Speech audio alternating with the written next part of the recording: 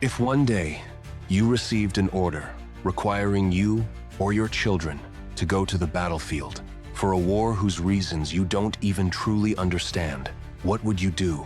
Would you silently accept it? Or would you ask, why must we pay with our lives? Recently, when the risk of conflict with Iran was mentioned in the media, a very strong public reaction emerged in the US. Many people said a phrase that made the whole society think, if the president is willing to send his son to the battlefield first, we will let our children follow. At first glance, this sounds like an angry challenge, but from a social psychology perspective, it is one of the sharpest reactions of resistance to power by the masses.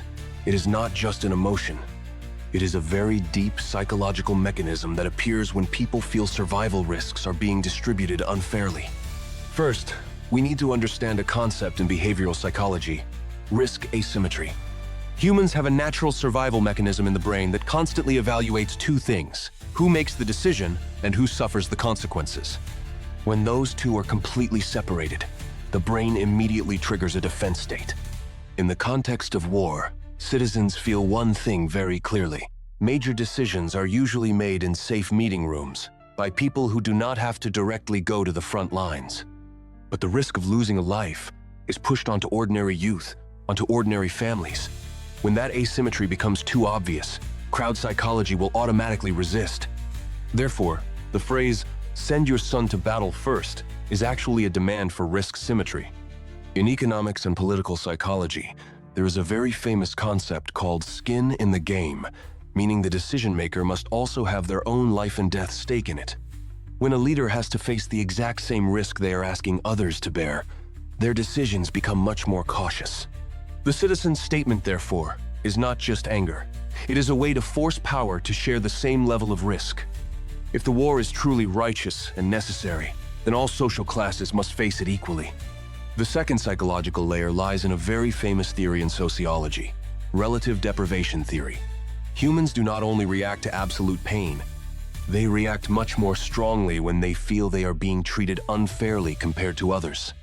In this case, many parents begin to envision a terrifying scenario. Their children could become the ones sent to the front lines.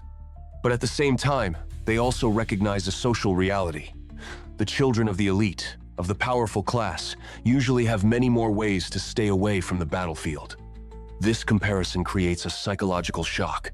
When the brain realizes that survival risks are not distributed fairly, feelings of anxiety quickly turn into outrage. And collective outrage is exactly one of the most powerful energy sources for social resistance behavior. In other words, people don't just fear war. They fear a war where the price to be paid falls much heavier on ordinary families.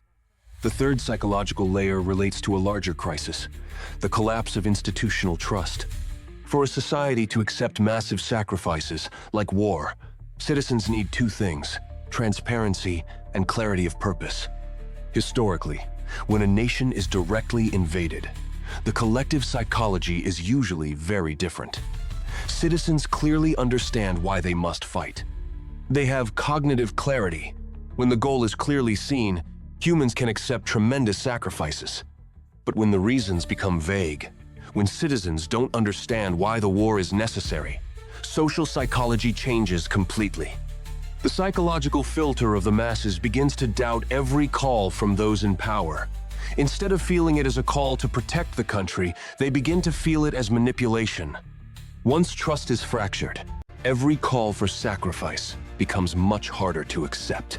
Finally, the phrase, "send your son to battle first," is also a prime example of another psychological mechanism: psychological reactance. This is a reaction that occurs when humans feel their freedom is being imposed upon or taken away. Normally, when forced, people will refuse directly. But the crowd in this case chose a more sophisticated tactic. They set up a reverse moral test. Instead of saying, "we will not go," they said, "if you are willing to send your son to the battlefield first, we will follow."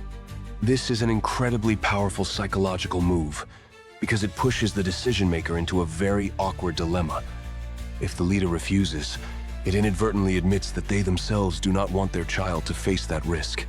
And if they agree, they are forced to face the same fear of loss as any ordinary citizen. In either case, One-sided power is challenged. Looking deeper, this reaction reveals a very important truth about crowd psychology.